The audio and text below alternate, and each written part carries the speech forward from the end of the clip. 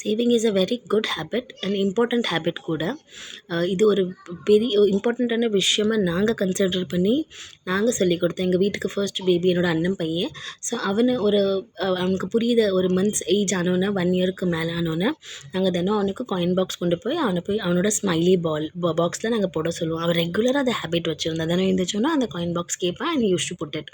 So அந்த விஷயம் எனக்கு ரொம்ப சர்ப்ரைசிங்காக இருந்துச்சு. பேபிஸ் எல்லாம் எழுதி கேப்சர் பண்ணிக்கிடுதாங்க, விஷயங்களை லேர்ன் பண்ணிக்கிடுதாங்கன்னு சொல்லிட்டு.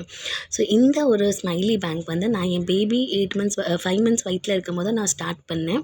And when she was 6 months old அப்போ போல் நான் இது மாமா வந்துட்டாங்க திரும்ப வெளிநாட்டிலேருந்து. ஸோ அப்போ நாங்கள் சரி உடச்சி நம்ம புதுசாக உள்ள ஸ்மைலி பேங்க் வாங்கலாம்னு சொல்லிட்டு நாங்கள் உடைச்சோம்.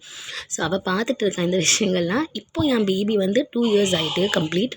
அண்ட் இப்போ அவள் போட்டுட்ருக்கா அவளோட ஸ்மைலி பேங்க்கில். ஸோ ஒரு சின்ன விஷயம் அதான அவளுக்கு ரொம்ப ஃப்யூச்சரில் யூஸ் ஆகும்னு நினைக்கிறோம்.